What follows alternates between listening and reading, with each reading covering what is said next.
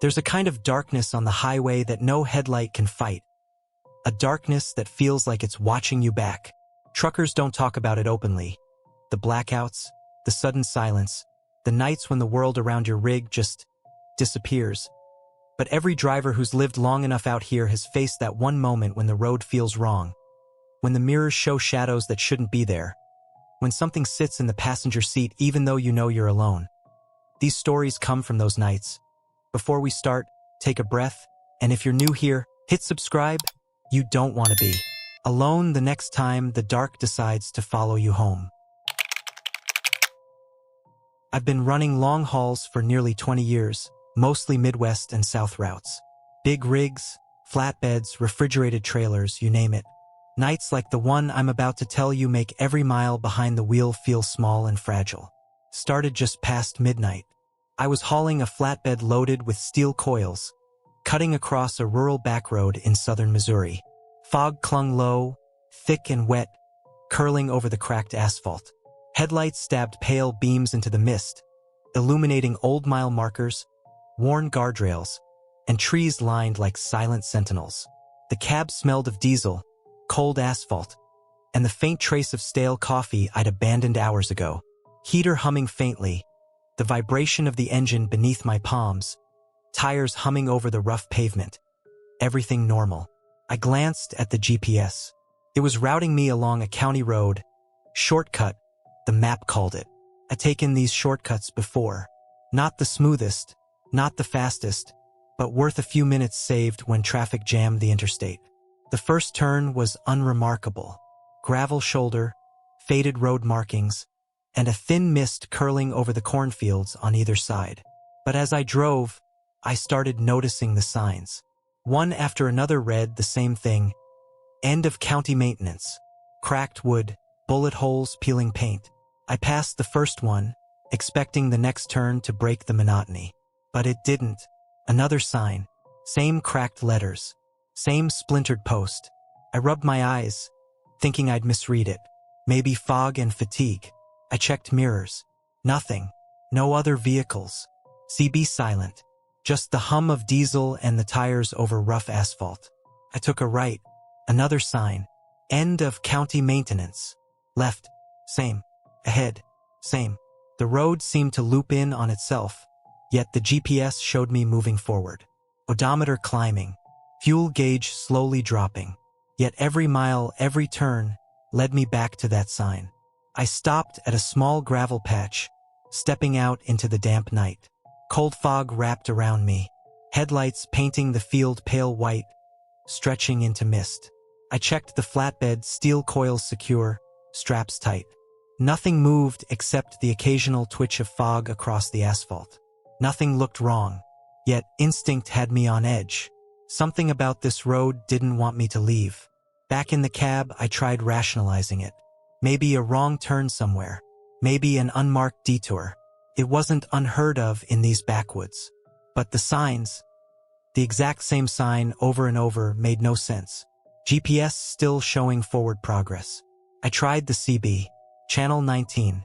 Channel 17. Static only. No other rigs, no chatter, no reassurance.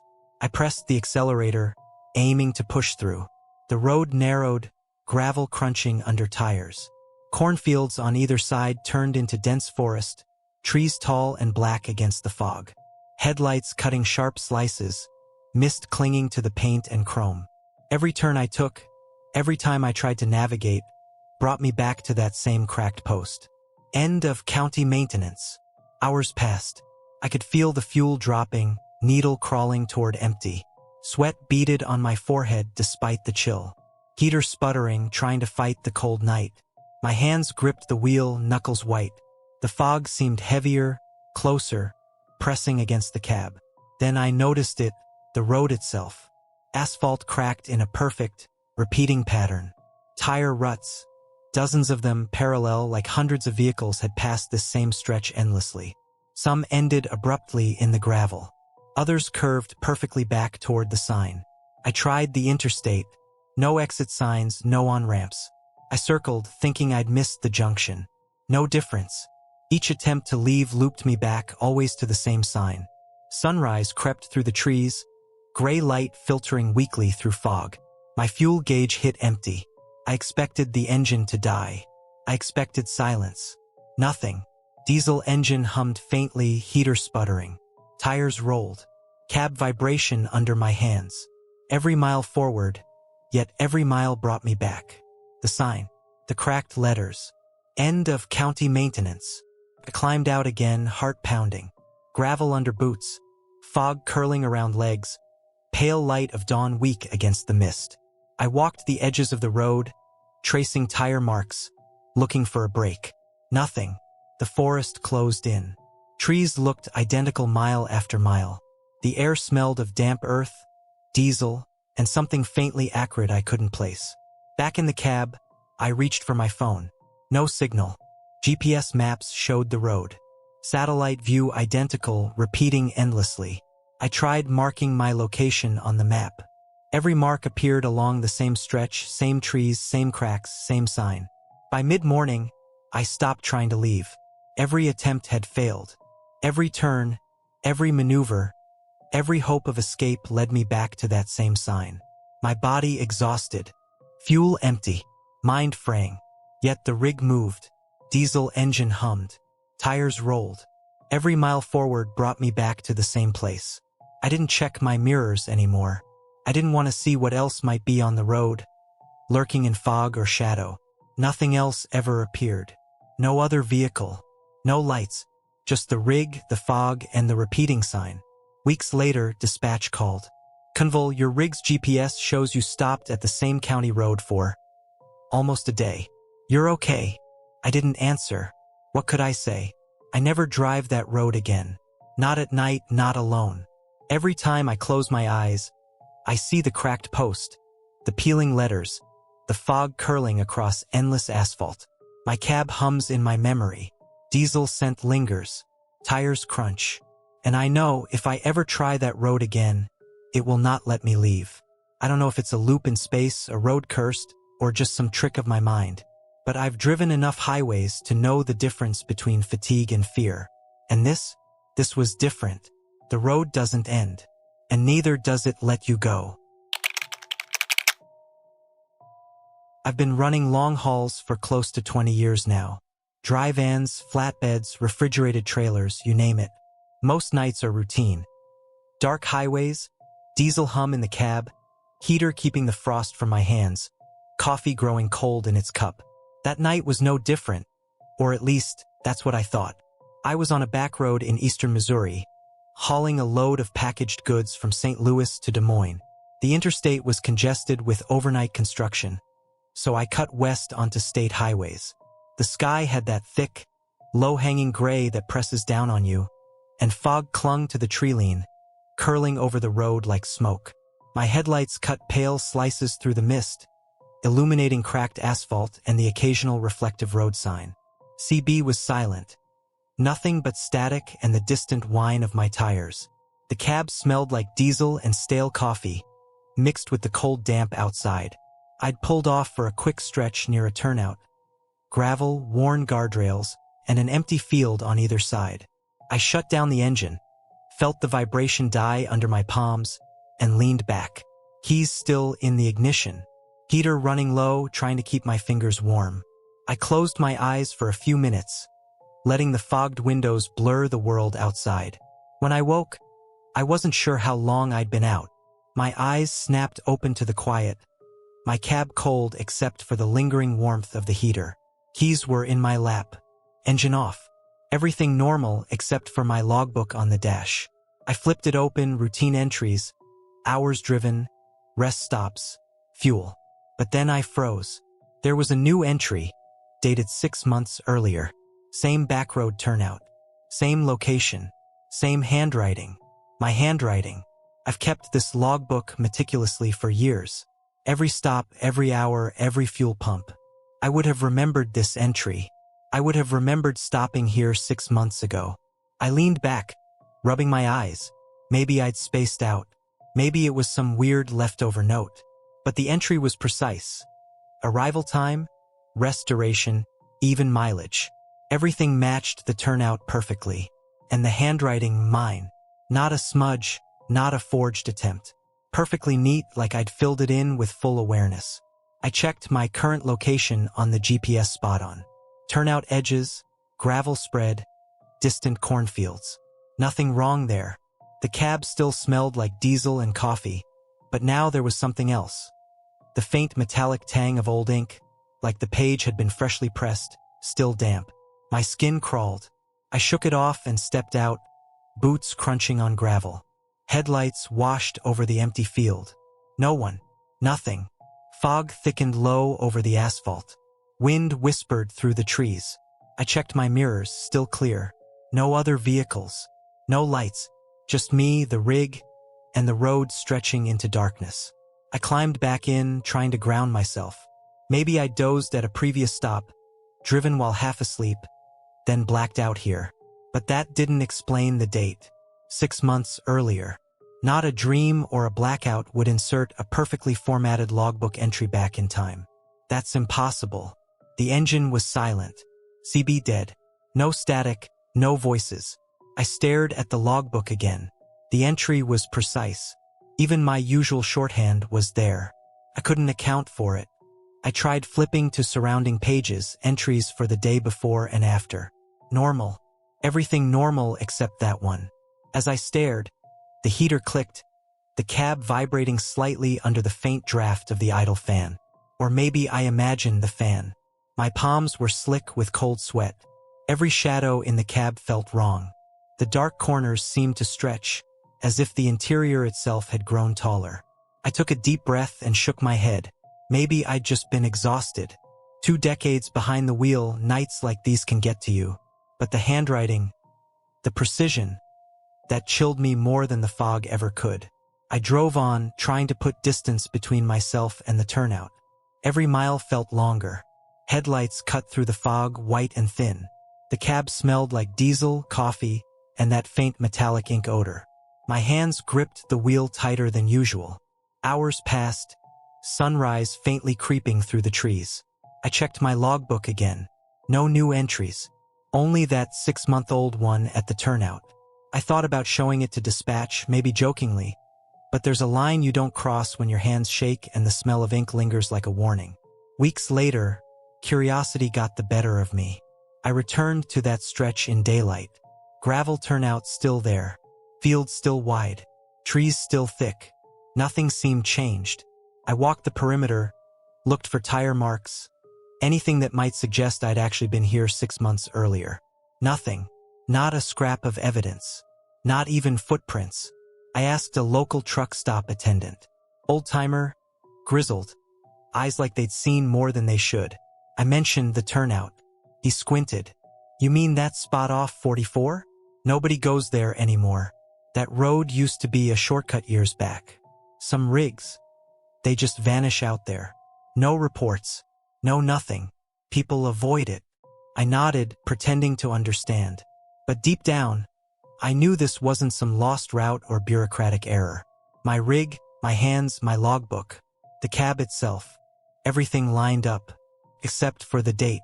I don't drive that back road anymore. Not at night. Not alone. I've tried to replace the logbook. New one, fresh pages. But even now, sometimes, I feel the pressure in my fingers when I write. Like the page is waiting for something it already knows. Like something is still filling in blanks I don't remember. That turnout, that cab, that entry, it never leaves me. I've checked dispatch records, GPS history, fuel receipts. Nothing matches the date. Nothing explains the handwriting. But every time I open a logbook, that memory waits, lurking at the edges of ink and paper, waiting for me to notice, waiting to pull me back. Somewhere along that back road, time slipped. Or maybe I did. Either way, that entry is still there. My handwriting, my location, 6 months before I was ever there. And I don't drive alone at night anymore. I've been behind the wheel for close to 2 decades now, running long hauls across the Midwest and the South. Flatbeds, dry vans, refrigerated loads, you name it. That night, I was hauling produce out of Kansas City, taking the back roads through northern Missouri to avoid the construction on I-70. It was just past midnight, the sky low and heavy with clouds, fog curling along the tree lines that hemmed in the narrow two-lane highway. My rig was quiet, aside from the low hum of the diesel engine and the occasional whistle of wind brushing against the mirrors. Coffee had gone cold hours ago, but the smell lingered, mingling with the faint metallic tang of the trailer behind me. I was alone as usual. That's how I like it. No chatter on the CB, no truckers passing, just me, the rumble of tires on asphalt, and the soft rhythm of my breathing echoing in the cab. Visibility was limited. My headlights cut through the fog like knives, illuminating the cracked, worn pavement ahead. Every so often, a faded sign would appear, mile markers, curve warnings, but the world outside my windshield felt frozen, suspended in some half-real, half-dream state. Somewhere near mile 47, I came to an intersection I didn't remember. No street signs, no lights, just a patch of gravel splitting the road and an old emergency phone crooked on its metal pole. Yellowed paint, rust crawling along the base, cord twisted into itself like it had been neglected for decades. I glanced at it in passing, headlights catching the battered receiver. Then, against the wind, it rang. I froze. Trucks don't just get phone calls out in the middle of nowhere. Not like that. My first instinct was to keep driving, to dismiss it as a trick of the wind or a week-old wiring loop. But the ring persisted, shrill, mechanical, demanding. The hairs on the back of my neck stood on end. My knuckles whitened around the wheel. Curiosity, or perhaps some compulsion I can't explain, made me pull over. Tires crunching on gravel, engine idling, heater running just enough to keep my fingers from freezing. The cab smelled like old coffee and diesel, tight and warm, contrasting with the damp chill pressing in from the fog outside. I grabbed the receiver. "Hello," I said, voice tight in the quiet. My words sounded brittle in the cab, swallowed immediately by the foggy night. The line went silent for a long moment. Then a voice came through. My voice. My own voice, asking for help. I dropped the phone. It bounced off the gravel and rattled against the pole. My heart pounded so hard I thought it might crack my ribs. The air seemed heavier, thicker, each breath dragging through a fog I couldn't see. I fumbled for the phone again, hands trembling, mind racing. It rang once more. "Hello," I managed, voice cracking this time. The reply was mine again, perfectly mirrored, every inflection identical. "Please, help me." I stepped back from the pole, fumbling for my flashlight. The beam cut through the fog, illuminating nothing but mist and trees, long shadows stretching like fingers across the road. I told myself it was some prank, local kids, maybe some old wiring causing feedback, but the feeling in my gut was different. Cold, ancient, like the road itself had remembered me, and I'd driven straight into its trap. I climbed back into the cab, trembling, and locked the doors. Engine roaring back to life, I eased forward. The phone stopped ringing, leaving only silence. My mirrors reflected nothing unusual. No other vehicles. No lights blinking in the fog. Just the empty road, stretching on like a black ribbon through the night. Minutes passed, maybe hours. My odometer ticked, tires humming, the vibration under my hands steady. And then I noticed something odd. Every time I glanced at the dashboard, the fuel gauge seemed lower than it should be. Not dramatically, just lower, like I'd idled longer than I thought, though my watch said only a few minutes had passed. The hair on the back of my neck kept rising. My chest tightened.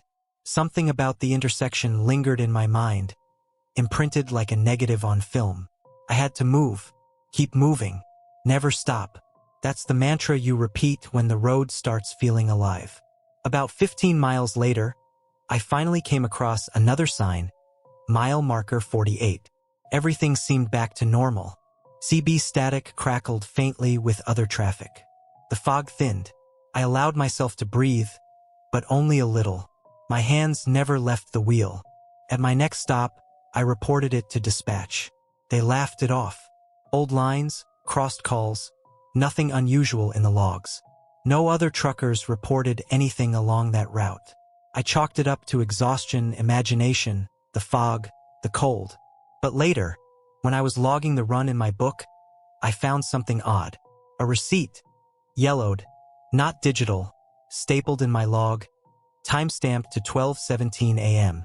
That matched the intersection, the dead phone, the exact moment I'd pulled over. Only one problem. I hadn't written it. And I didn't remember a receipt being issued. Not by me. Not by anyone. Weeks later, I tried to drive that back road again. Daylight this time. The intersection was gone. No phone pole. No gravel turnout. Just a split in the trees. Wet dirt and weeds. No signs of pavement ever existing. I asked locals nearby. Old-timers shook their heads. There's never been a phone there, one said. Road used to flood back in the 60s. Some spots just disappear. I don't drive that road anymore. Not at night. Not alone. And I don't answer roadside phones. Ever. Something about the fog. That phone. My voice asking for help. It wasn't just a trick. It wasn't a prank. It was waiting.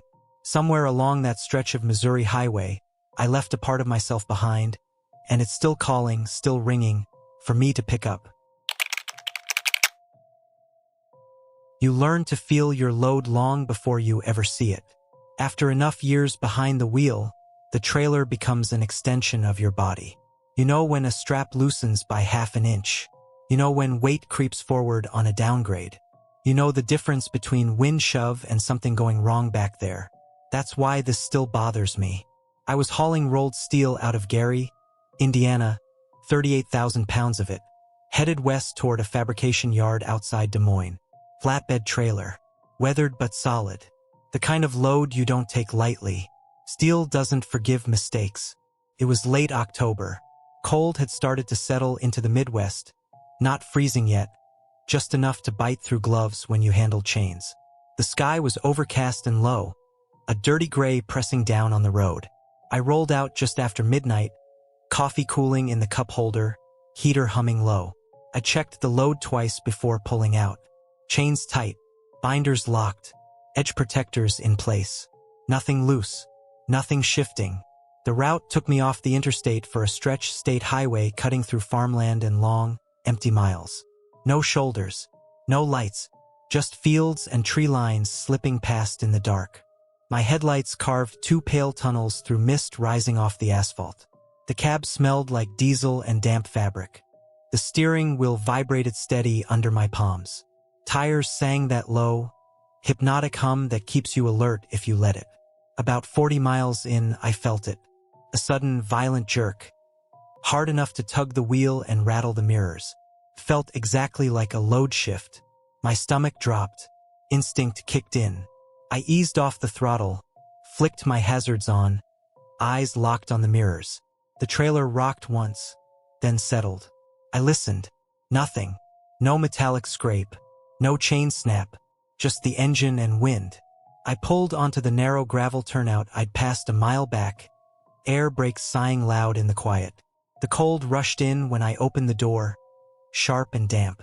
My boots crunched on gravel as I walked the length of the trailer with a flashlight. The steel rolls sat exactly where they should. Chains tight, binders still locked. No slack, no damage. I stood there longer than necessary, scanning shadows between the rolls, listening for anything that didn't belong. The beam of my light bounced off cold metal, throwing warped reflections back at me. Everything checked out. I chalked it up to road irregularity. Bad patch of asphalt. It happens. Steel exaggerates movement. I got back in the cab and rolled on. 10 minutes later, it happened again. This time, the thud came first. A deep, dull impact from inside the trailer, followed by a lurch that traveled straight through the frame and into my spine. Felt like something leaning, not sliding, not falling, leaning. I slowed again, heart beating harder now, eyes flicking between mirrors. The trailer swayed slightly, then went still. The CB was dead. Channel 19 offered nothing but static. No traffic, no farm trucks, just me and the road. I didn't stop this time. I told myself stopping too often was worse. Gave your nerves too much time to imagine things. I focused on keeping speed steady, hands loose on the wheel. Every few miles, another thud. Always the same. Heavy. intentional, like pressure applied and released. I started counting them without meaning to. 6, 7, 8. The temperature inside the cab felt wrong. Too warm, then suddenly cold. Sweat prickled under my collar despite the heater. The smell of metal seemed stronger, sharper, like rust scraped fresh. At a long straightaway, I checked my mirrors again. The tarp fluttered gently in the wind. Chains still tight, nothing moving, but the trailer no longer road level. It leaned slightly to the right, barely noticeable, just enough that my eyes kept coming back to it. Another thud, closer now, louder. I eased onto the brakes, bringing the rig down slow. The road ahead vanished into fog, thickening low over the fields. I pulled as far off as I dared, hazards flashing orange against the gray. The silence outside pressed in when I cut the engine. I climbed down again, flashlight shaking despite my grip. The beam traced the trailer frame, the tires, the chains. That's when I saw the steel. The rolls on the right side were dented. Not scraped, not gouged, pressed inward. Each dent sat at about chest height, spaced evenly along the length of the load. The metal looked bruised, like it had been leaned into repeatedly by something heavy and patient. I ran a gloved hand over one. Cold, solid.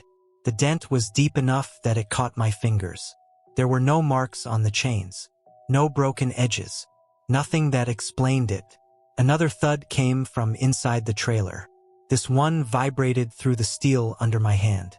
I stepped back so fast I nearly tripped, heart slamming in my ears. The sound wasn't impact anymore. It was pressure. A slow creak like metal under strain. Something shifted inside, just enough to make the trailer sigh. I didn't investigate further. Training only gets you so far. Survival takes over after that. I climbed back into the cab and rolled. I drove harder than I should have on that road, engine growling, suspension complaining. Every mile felt stretched thin. The thuds continued, slower now, deliberate. Always from the same side, always leaning. By the time I reached the yard outside Des Moines, dawn was just breaking, pale light bleeding into the sky. I pulled in shaking, exhausted, hands cramped on the wheel. The yard supervisor met me at the gate, clipboard in hand. Took one look at my face and asked if everything was okay. I didn't answer. I just pointed. They unloaded the steel with cranes, slow and careful. When the rolls came free, the marks were impossible to ignore. Deep impressions, repeated along the length, as if something had paced back and forth inside the load, testing the metal. No one joked about it. The supervisor asked if I'd hauled anything unusual before pickup. I said no. He checked the paperwork twice. Weight matched. Counts matched. When they inspected the trailer floor, they found something else. The steel deck beneath the right side was bowed downward, like it had held weight it wasn't designed for. I filled out the report. Short, factual, no speculation. Weeks later, dispatch called me in. Asked if I remembered that run. Asked if I'd noticed anything else. They'd had another driver. Same trailer. Different load. Same marks. I don't haul steel anymore. Some loads don't just shift. Some loads push back. I've been driving long haul for a little over 18 years. Mostly night runs. Mostly alone. You learn early that highways tell the truth better after midnight, when traffic thins out and the road stops pretending it's civilized. That night I was running a refrigerated load through the Appalachians, cutting across a mountain backroad in eastern Kentucky to shave time off a tight delivery window. It was just after 1:40 a.m. Cold rain earlier had left the asphalt dark and slick, and fog rolled low through the switchbacks, clinging to the pines like breath. My cab was warm, heater humming steady, diesel vibration traveling up through the steering column and into my wrists. The smell inside was familiar. Stale coffee, faint oil, damp fabric from my jacket drying on the seat behind me. I remember checking my mirrors more than usual. Mountain roads do that to you. No shoulder to speak of. No room for mistakes. Just rock face on one side and nothing but drop off on the other. CB was dead quiet, no chatter, no weather warnings, not even static. That kind of silence always feels louder than noise. I saw him coming out of the fog on a long downhill stretch. A man walking the shoulder. Reflective safety vest, work boots, head down like he was counting steps. His vest caught my headlights hard, bright silver against the dark trees. First thought was a road worker or maybe a stranded driver heading somewhere he shouldn't be walking at that hour. I eased off the throttle, eyes scanning ahead for a disabled vehicle. Nothing. No flashers. No hazard triangles. Just him. I passed him slow, giving as much space as the road allowed. As my trailer cleared, I checked my passenger side mirror out of habit. He was still there, now behind me, walking the same pace, head still down. That should have been the end of it. You pass someone, they disappear into the dark, swallowed by fog and distance. But after the next curve, I checked again. He was still in my mirror. Same distance, same posture, reflective vest flashing rhythmically as my trailer lights hit it. I frowned, chalking it up to the grade. Long downhill. Maybe I hadn't pulled far enough ahead yet. The road straightened briefly, then bent again. Trees closed in. Fog thickened. Tires hissed softly on wet pavement. I checked the mirror again. He hadn't moved closer. He hadn't fallen back. He stayed perfectly framed in the mirror, like he belonged there. I sped up slightly. The engine note deepened. Trailer tugged steady behind me. He didn't change. Still there. Still walking. That's when logic started knocking, quiet but insistent. No one walks that fast uphill. No one maintains perfect distance on a mountain road in fog. And no one stays visible that long without changing position. I told myself it was just perspective. Fog distortion. Fatigue. Anything that fit inside reason. I didn't look again for a full minute. When I did, my stomach tightened. Same man. Same vest. Same boots. Head down. Arms swinging in the same slow rhythm. I took the next turnoff, a narrow gravel spur meant for maintenance trucks. I slowed hard, air brakes sighing loud in the night, gravel crunching under my tires. I stopped completely, engine idling, heater blowing warm air that suddenly felt too thick, too close. I checked the mirror. He was still there, not on the road anymore, but standing just at the edge of the trees behind me, exactly where the mirror framed him. Not closer, not farther, as if distance no longer applied once I stopped moving. I swallowed and leaned forward, adjusting the mirror with shaking fingers. The glass felt cold under my touch. I tilted it down, then up. The man adjusted with it, not stepping, not shifting weight, just staying centered. I shut the engine off. Silence dropped heavy and immediate. No wind, no insects, no distant traffic. Just the soft tick of cooling metal and my own breathing inside the cab. The smell of diesel faded, replaced by damp air seeping in through the seals. I told myself not to open the door. Training, instinct, whatever you want to call it, screamed that stopping was already a mistake. I reached for my phone instead. No signal. Not even emergency bars. I looked back at the mirror. The glass had a hairline crack running through it now. From the inside, starting near the edge, spidering inward like pressure had been applied from behind the glass. And the man, he had lifted his head. I couldn't see his face. Fog blurred it, smeared the details away. But I knew he was looking straight at me, not at the truck. At me. Cold sweat broke out along my spine. My hands shook as I turned the key. The engine coughed, then roared back to life, vibration flooding the cab like a heartbeat returning. I didn't check mirrors. I didn't signal. I pulled out hard, tires spitting gravel, trailer groaning behind me. As I merged back onto the road, I risked a glance. The road was emptied and no man and no vest and no trees where he had been standing. Just fog and darkness. I drove until sunrise. Didn't stop. Didn't slow unless I had to. When daylight finally burned the fog away, I pulled into a rest area 2 counties over. My hands ached from gripping the wheel. My throat felt raw, like I hadn't breathed right in hours. Before climbing down, I checked the mirror one last time.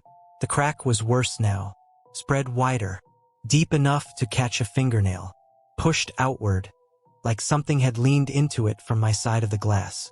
A state trooper at the rest area asked why my mirror was damaged. I I told him it cracked on the road. He nodded like that explained enough. I don't take that mountain route anymore. Not at night. Not ever. Because sometimes on foggy runs, when the CB goes quiet and the mirrors feel too still, I swear I see a flash of reflective silver right at the edge of the glass. Always the same distance. Always staying with me. There are towns you pass once and forget, and then there are places that stay with you because the road itself remembers them. I've been hauling freight coast to coast for almost 20 years now. Refrigerated loads, dry vans, hazardous placards when I was younger and dumber. That night, I was running a solo load through eastern Oklahoma, cutting south of Highway 62 toward the Arkansas line. Paper goods out of Wichita Falls. Scheduled drop just after dawn. Nothing special. Just another overnight push. It was 2:18 a.m. when the fuel light came on. I still had range, maybe 60 miles, but the needle was dropping faster than I liked. The air was thick and damp, low clouds hanging over the treeline. Rain earlier had left the asphalt dark and glossy, reflecting my headlights back at me in long pale streaks. Inside the cab, the heater hummed low, fogging the edges of the windshield. The smell of diesel and old coffee clung to everything. CB was quiet. No chatter. No weather warnings. Just the low hiss of static between channels. That's when I saw the sign. It wasn't reflective. Just a slab of wood nailed to two posts, crooked at the shoulder of the road. Hand-painted letters, white on black. Crow's End, 5 miles. I'd never heard of it. And I'm the kind of driver who pays attention to names. Towns, exits, river crossings. It's part of staying awake. I slowed a little, scanning for a logo, a state route marker, anything official. There was nothing. Just the sign and a narrow road branching off into the trees. 5 miles wasn't much, and the fuel gauge kept sinking. I told myself it was probably a farming town, unincorporated. Pop-up gas station, one pump, cash only. I'd seen worse. I turned. The road narrowed immediately. No center line. Trees leaned in close, branches clawing at the edges of my headlights.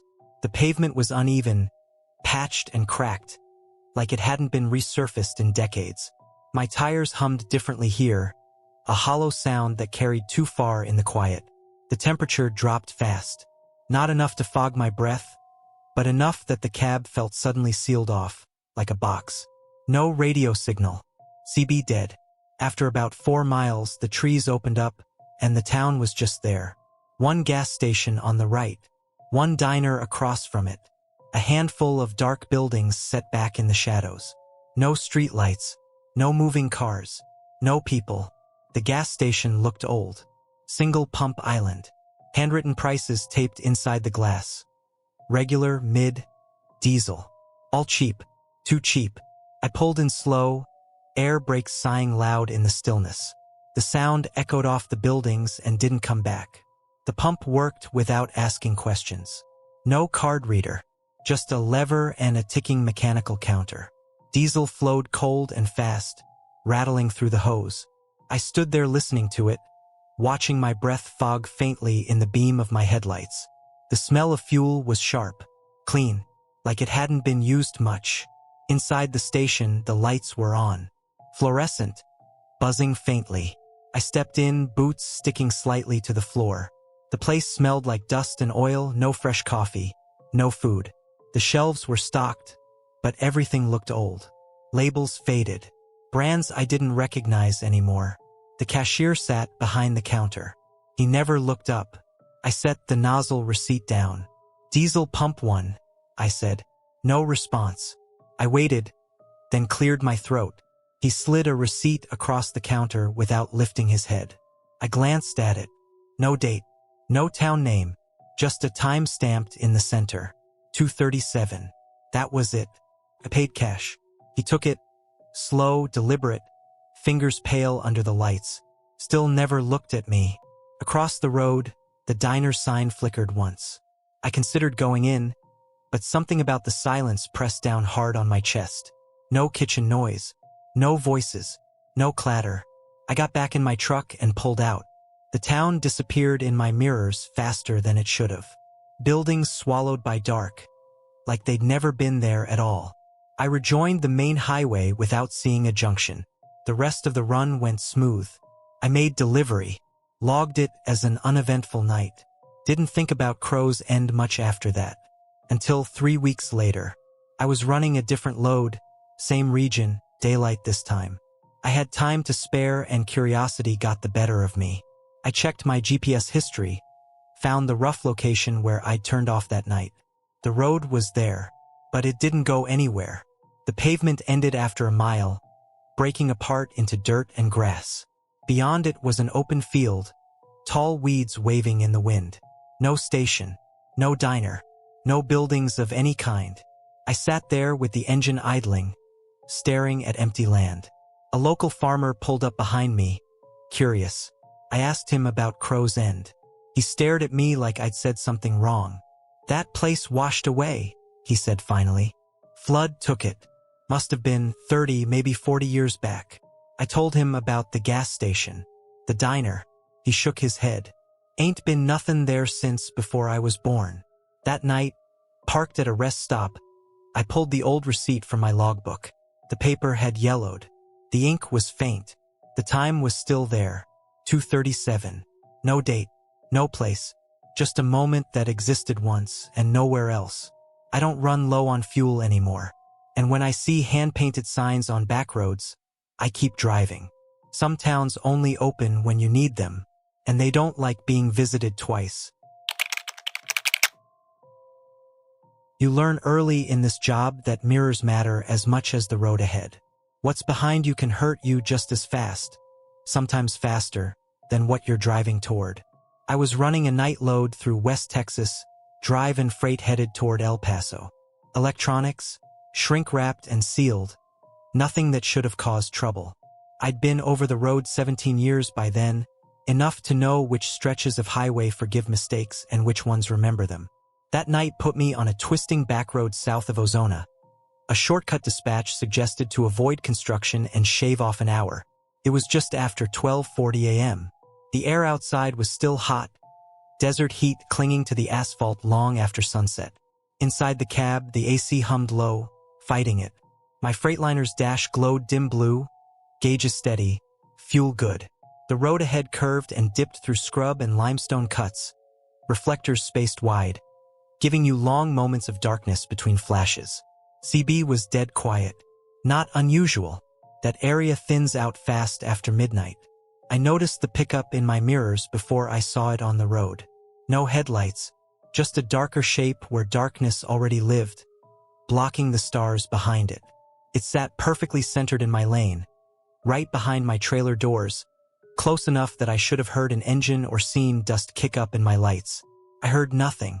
At first, I thought it was a trick of elevation, a dip in the road hiding headlights. Happens sometimes. I eased on the throttle, climbing from 55 to 65. The pickup stayed exactly where it was.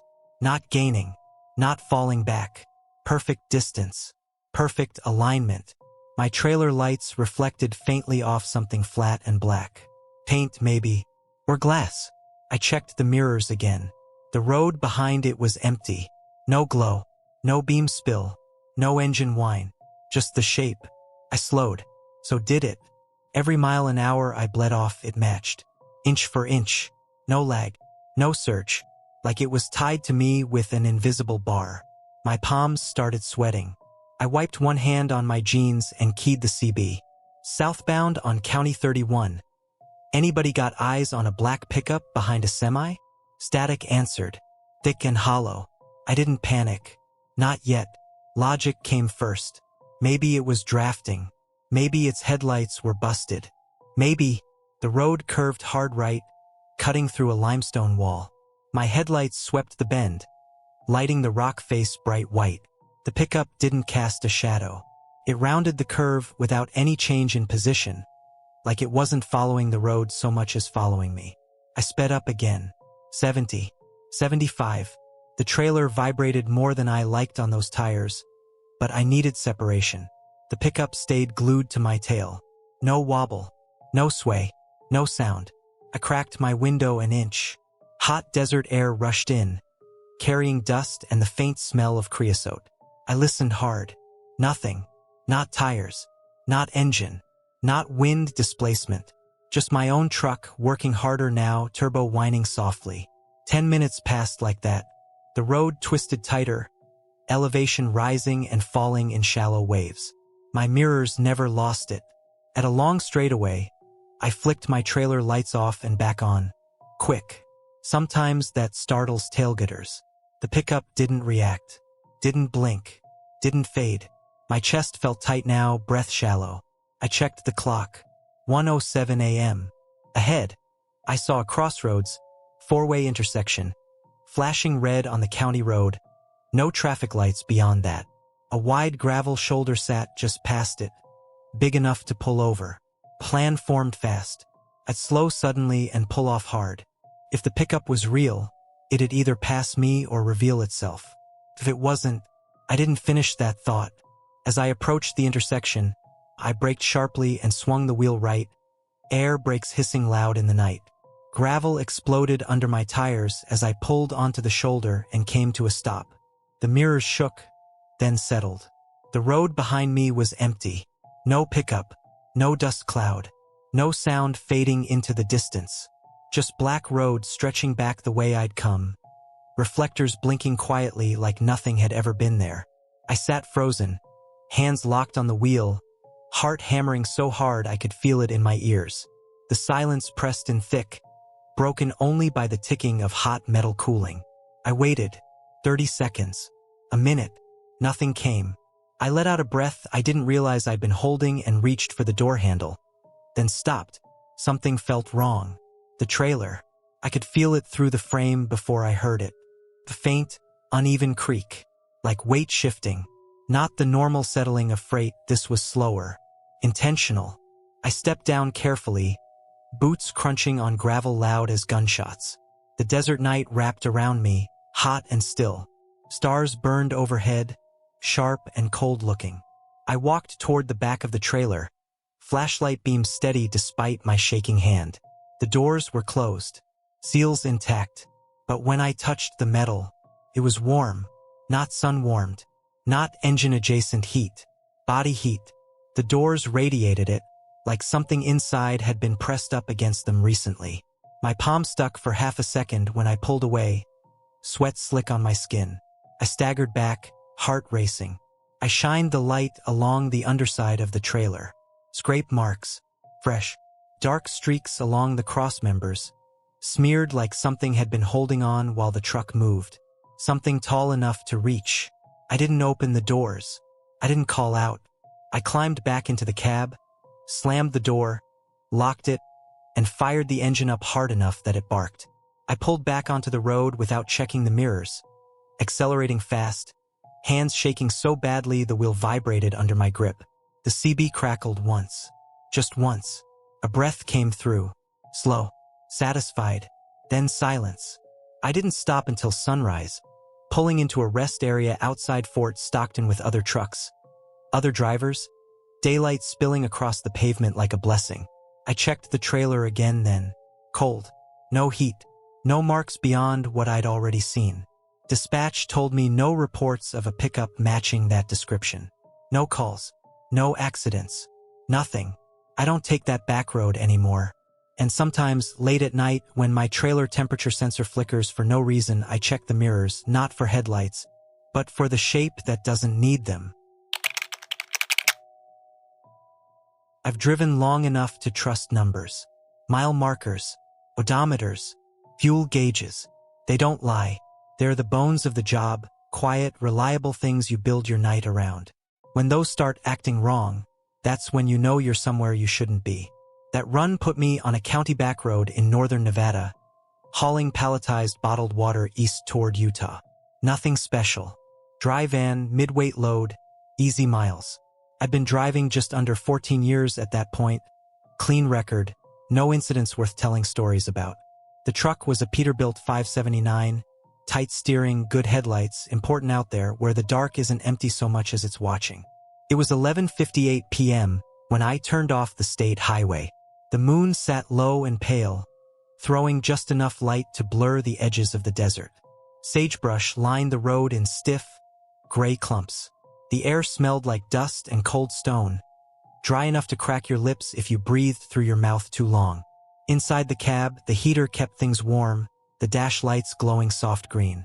The first sign came up quick. Mile 12. White letters. Black background. Bent slightly backward like it had been clipped by a mirror at some point. 2 old bullet holes punched through the metal, rust bleeding down beneath them. I noticed it because it felt early. My atlas said the turnoff I needed was closer to mile 18. I checked my GPS, signal was weak, but it showed me on the right road. I rolled on. The road stayed straight, flat, dead quiet.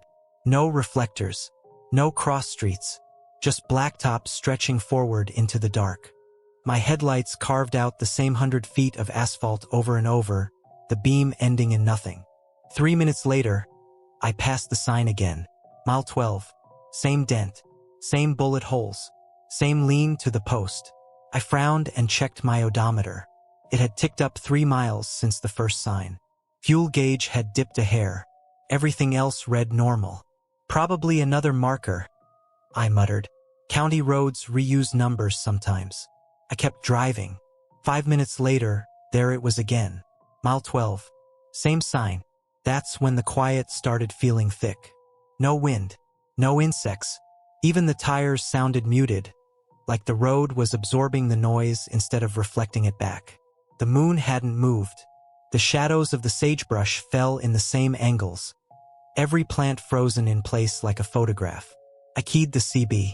Any drivers on County 12 northbound? You got a copy? Static.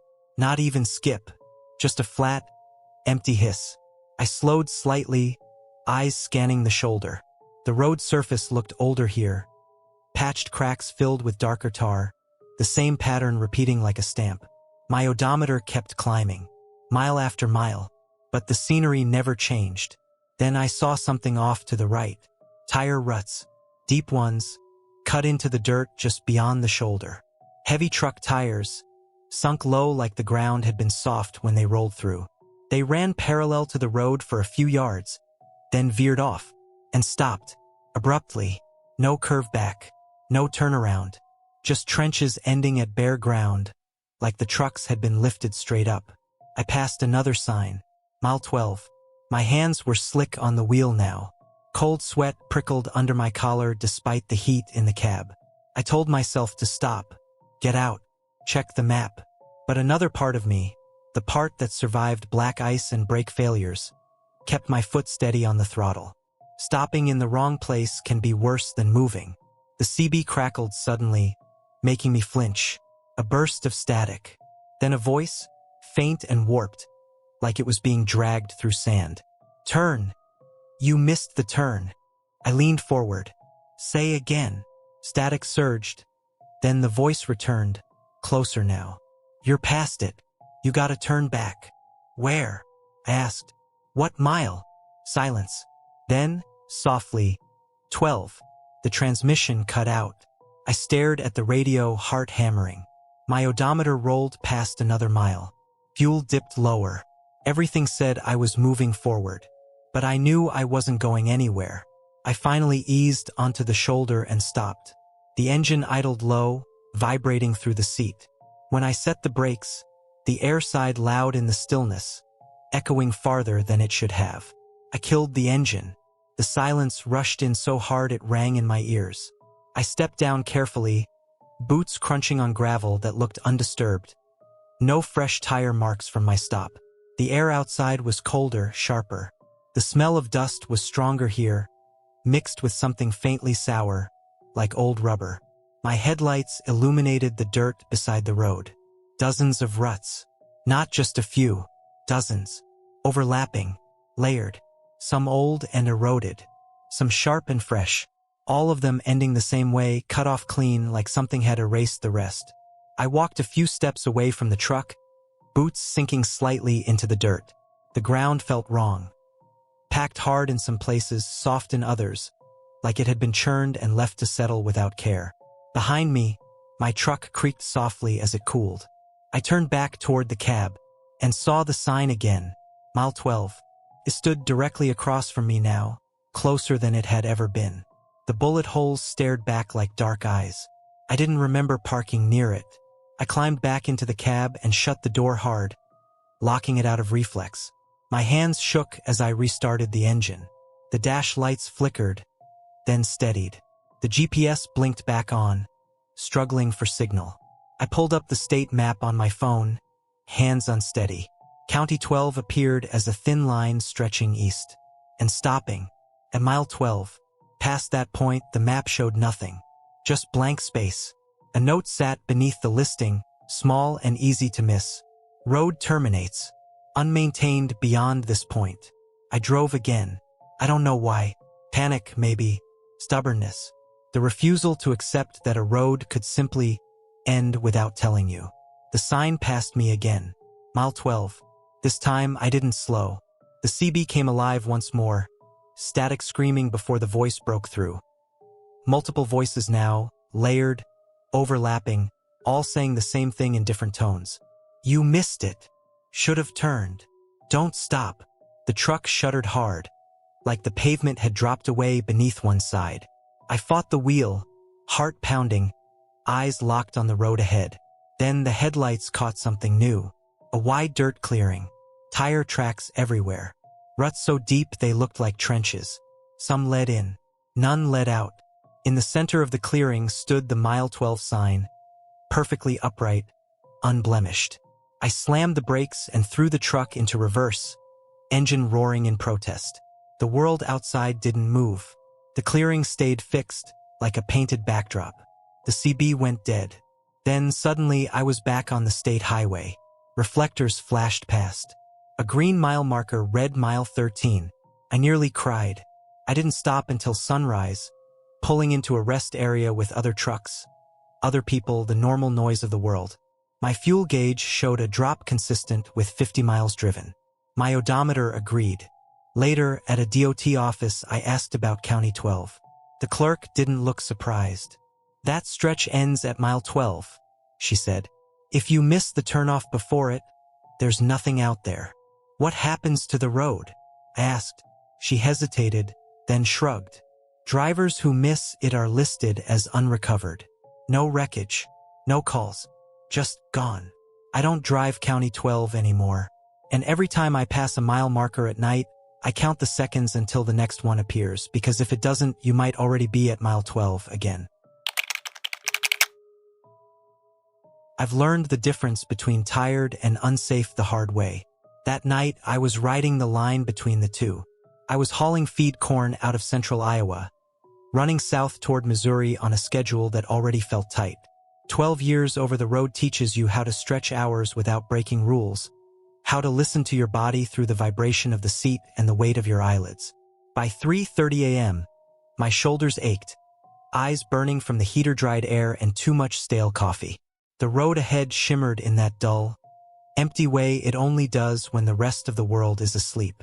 I took the farm road because I needed a place to shut down, just for a couple hours. Not a full reset, just enough to keep myself sharp. That's when I saw the rest stop. It wasn't marked on my GPS. Just a small gravel pull-off tucked behind a line of dead corn stalks, barely visible in my headlights. One light pole leaned over the lot, its bulb flickering weak yellow, buzzing faintly through the night. No sign, no bathrooms, no vending machines, just gravel, weeds, and a warped wooden picnic table sitting alone like someone forgot to put it away. I slowed and rolled in, gravel crunching loud in the quiet. My mirrors showed nothing behind me. No headlights, no dust plume, no movement at all. The air smelled damp and earthy, like churned soil and old rain. I parked under the light, set the brakes, and shut the engine down. Silence rushed in immediately. No highway noise, no insects, just the faint tick of cooling metal and the distant rustle of wind through corn leaves. I sat there for a moment, hands on the wheel, letting the stillness settle. Felt wrong, but exhaustion has a way of muting instincts. I pulled the curtains, climbed into the bunk, and lay down fully clothed. I didn't even set an alarm, just closed my eyes and listened to my own breathing, slow and heavy. I must have been asleep less than an hour. Something dragged me halfway awake. Not a sound, Exactly. More like the feeling you get when someone's close to you without touching. My eyes opened to darkness. Cab dim except for the faint orange glow of the dash clock. 3:58 a.m. I lay still, listening. Nothing moved. No footsteps. No rustle outside. Just the quiet hum of the cab cooling. The soft creak of the suspension settling in the gravel. I rolled onto my side and noticed my legs were stretched out farther than usual. That's when I realized the seat was pushed back. I don't push my seat back when I sleep. Never have. I keep it set close, habit drilled into me from years of night driving. Seat position is muscle memory. But now it was slid almost all the way to the rear stops. Cold prickled across my arms. I sat up slowly and reached for the cab light.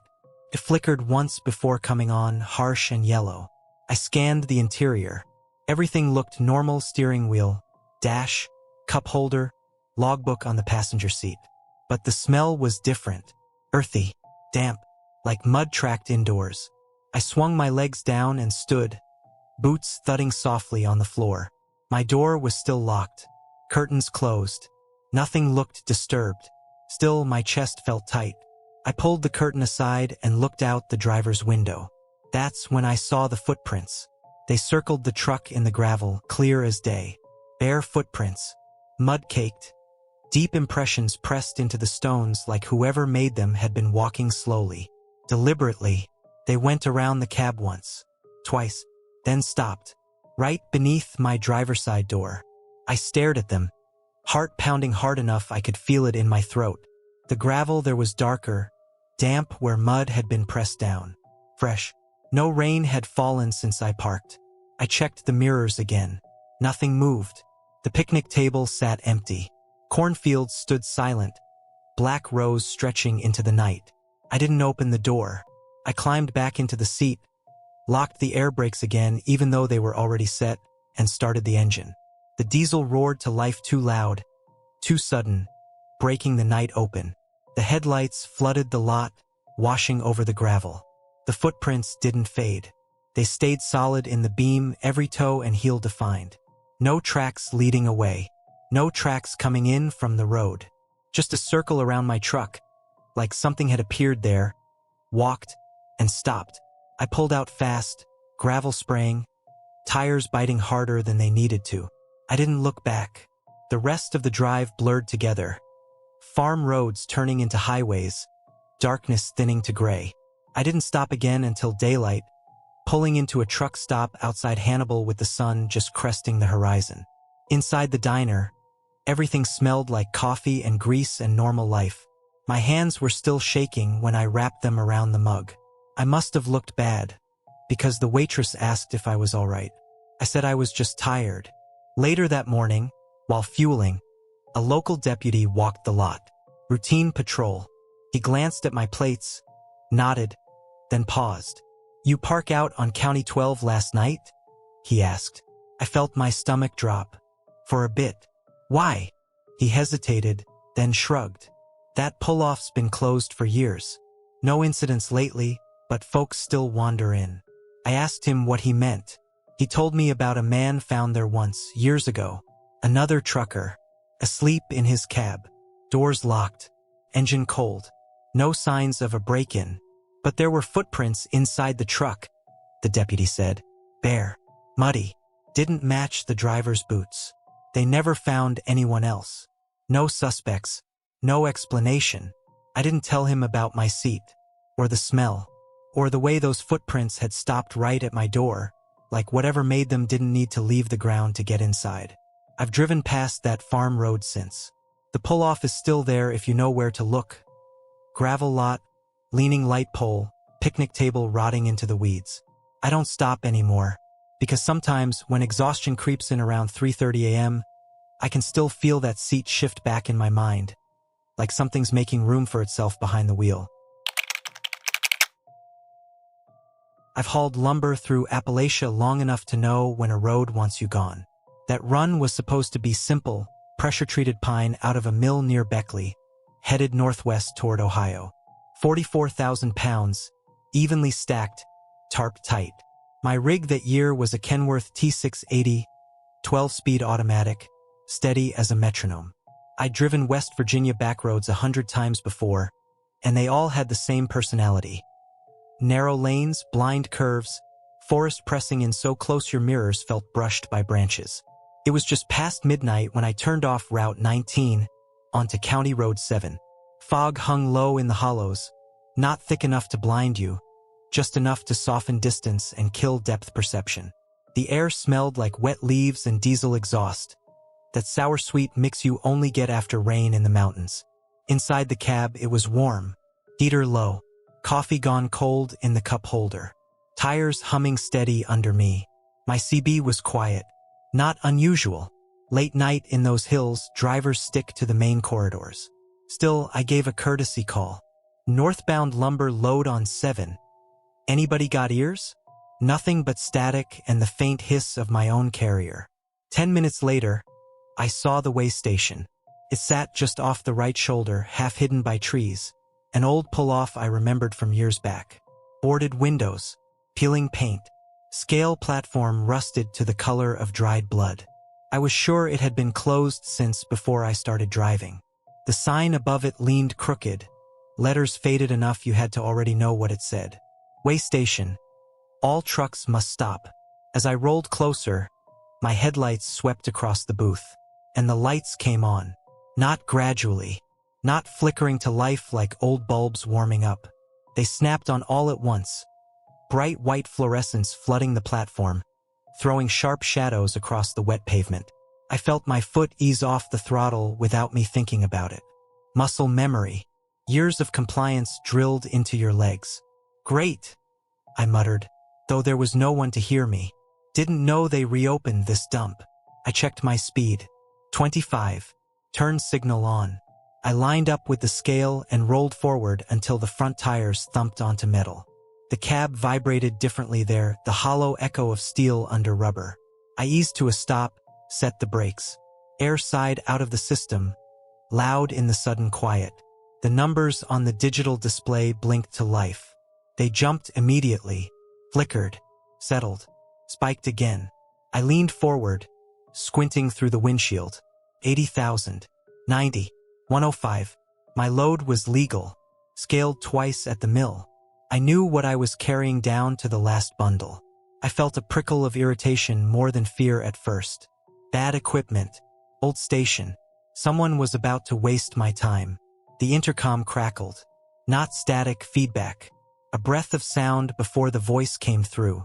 Driver, shut down your engine and step out of the vehicle. The voice was calm, flat, professional in that bored, late-shift way inspectors get. No accent I could place. Male, maybe mid-40s. I reached for the key, then paused. Something about the booth didn't sit right. The windows were still boarded. The door looked swollen with rot. No movement behind the glass. No shadow crossing the light. Just empty brightness. I keyed the CB instead. Scale House, this is the Kenworth on your platform. I'm showing a bad reading. Can you verify? Silence. The intercom clicked again.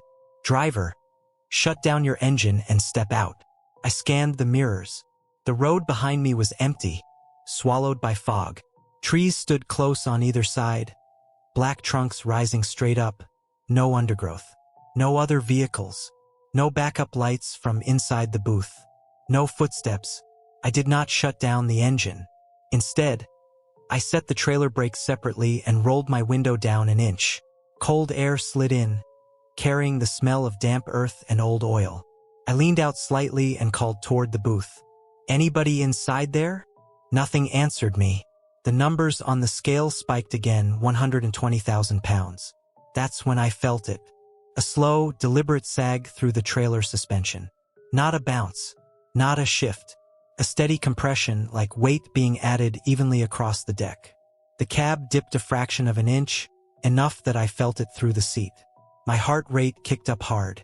I released the trailer brake and eased forward. The engine strained immediately, torque climbing higher than it should have. The truck moved, but it felt wrong, like dragging through thick mud. The scale alarm didn't sound. The intercom stayed silent. I cleared the platform and got back onto the road, accelerating slowly. The mirrors showed my trailer riding low, tires flattened more than they had any right to be. Every bump transmitted straight through the frame, a deep, loaded thud instead of a hollow rattle. I didn't stop. I didn't check the straps. I didn't pull over. I drove. The fog thickened as I climbed. The road twisted tighter, hairpins stacking one after another. The engine temperature crept up. The steering wheel vibrated harder than usual, like the truck was fighting itself. Every instinct told me something heavy was back there, something that hadn't been loaded at the mill. I keyed the CB again, voice tight despite myself. Anybody on 7? I got a problem. Need a copy. Static answered. Then, faintly, a tone, not quite a voice. More like pressure in my ears, the sensation you get before altitude change. I shut the radio off. By the time the sky started to gray at the edges, the weight was gone. No sudden release. No bang. Just normal again. The suspension lifted back to where it belonged. The truck breathed easier. Steering smoothed out. It was like crossing an invisible line. At the first daylight inspection station, I pulled in. State inspectors came out, reflective vests bright in the morning light. They checked my paperwork, walked the rig, opened the trailer. 44,000 pounds of lumber sat exactly where it should have been. No extra marks, no crushed boards, no footprints. One of them frowned and looked at his handheld. "You scaled heavy somewhere?" he asked. I stared at him. "No." He tapped my logbook. "Got a scale ticket here. From County 7. He handed it to me, stamped, signed. Time marked 12:14 a.m. Weight listed at 120,000 pounds. Inspector signature in blue ink. Neat, practiced handwriting. I'd never written that ticket. I don't haul County 7 anymore. I don't care what the GPS says or how much time it saves.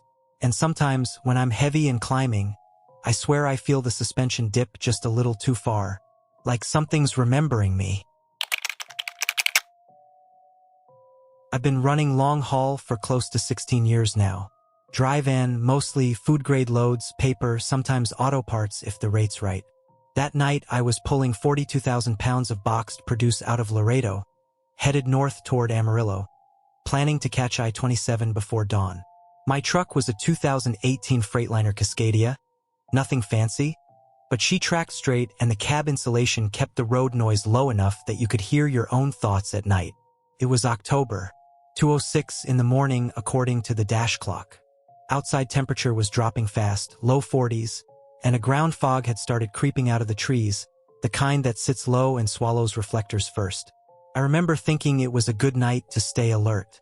Fog makes the highway feel narrower than it is.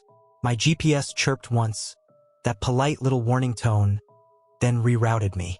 "Faster route found," the screen said, sliding me off the interstate onto a thin gray line I didn't recognize.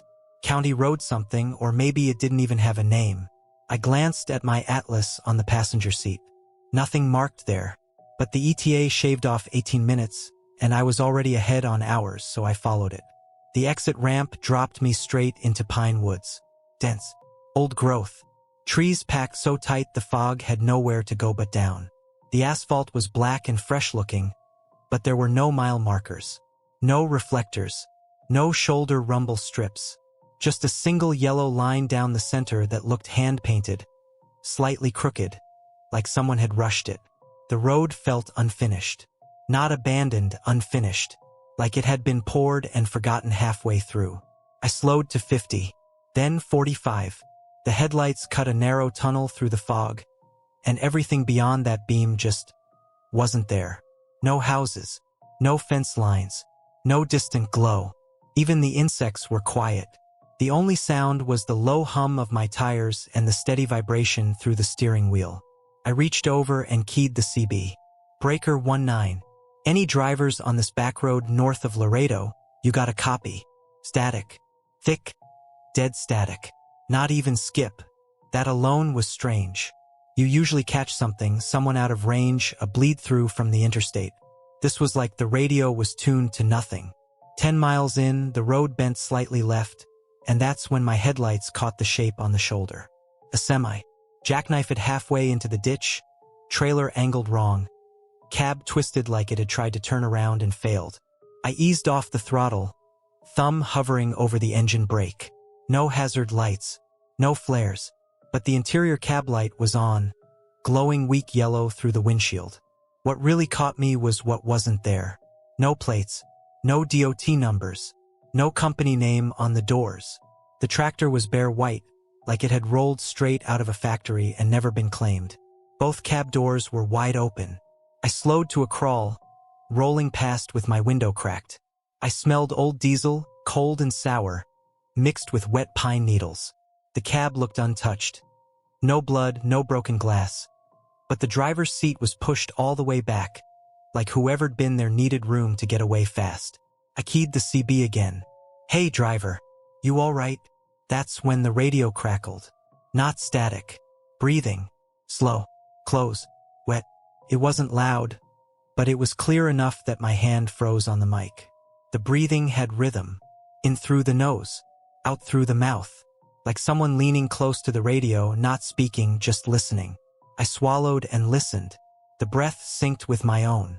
Every inhale I took, it took. Every exhale, it followed, a half second behind, like an echo inside the cab. My chest tightened. I pulled the mic away, heart thudding, and the breathing kept going. I didn't stop. Training kicked in. You don't stop on unlit backroads for unknown vehicles. I eased back onto the throttle, eyes locked on the mirrors. The abandoned truck slid out of view, swallowed by fog like it had never been there. The breathing stopped the moment I accelerated. The CB went dead again. I drove another mile before I realized my hands were shaking. I flexed my fingers against the wheel, feeling the vibration, grounding myself. Logic came back in pieces. Faulty radio. Coincidence. Stress. Night driving does things to your head. But the road kept going. No cross streets. No signage. No reflectors. Just fog and trees and that single crooked yellow line. My GPS screen flickered once, then went blank. No signal. The dash clock stopped at 2:06. That's when the temperature in the cab dropped. Not outside, the outside temp gauge stayed steady. Inside, like someone had cracked a window I hadn't touched. Cold crawled up my arms, raising gooseflesh under my sleeves. The smell changed too. Less diesel. More dust. Old dust, like a closed building that hadn't been opened in years. Up ahead, my headlights caught another shape. A way station. Portable. Temporary. 2 floodlights, a small shack, orange cones narrowing the lane. No signage I recognized. No uniforms I could see. The floodlights didn't cast shadows right. Everything under them looked flat like a photograph. I slowed out of habit. Training again. But something felt off. The cones were clean. Too clean. No tire scuffs. No dirt. The shack door was open. I rolled down to 20 miles an hour, foot hovering over the brake, eyes scanning for movement. The CB clicked on by itself. Breathing. Closer now. Right behind my ear. I didn't stop. I hit the throttle, engine roaring, turbo whining as the truck surged forward. The floodlights flickered as I passed, and for a split second, I saw inside the shack.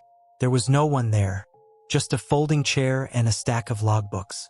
All open, all filled out in the same handwriting. The same date, different driver names. Some crossed out, some circled. My mirrors caught movement then. Headlights, multiple sets, forming up behind me, staggered like a convoy. Old rigs, square noses, no running lights, just headlights cutting through fog, gaining fast. I didn't think. I drove. 90 miles an hour on a road that shouldn't have held together at 50. The steering wheel vibrated hard, the trailer fishtailing slightly, air brakes hissing as I corrected. The convoy stayed with me, never gaining, never falling back. Then, just as suddenly as it started, the fog thinned. Reflectors appeared. Mile markers. Green signage. I burst back onto the interstate like I'd been fired from a cannon. The convoy vanished. The CB went silent. My GPS rebooted. The dash clock jumped to 5:19 a.m. I pulled into the first rest area I saw and sat there shaking, engine idling, watching my breath fog the windshield. My logs showed I'd been stopped for over 3 hours on that back road. Fuel barely moved. No hard braking events. No speeding alerts. Dispatch didn't believe me at first. Later that day, a safety manager called. Calm voice. Asked me to describe the road again. Asked about the jackknifed semi. The way station. He told me that Backroad had been decommissioned 12 years earlier. No official closure. Just erased. After multiple drivers vanished without crash reports. Trucks gone. No debris. No fuel spills. They blamed GPS errors. I don't use rerouting anymore. And sometimes late at night when the CB crackles for no reason, I turn it off because I already know what's on the other end, breathing patiently, waiting for me to take the detour again.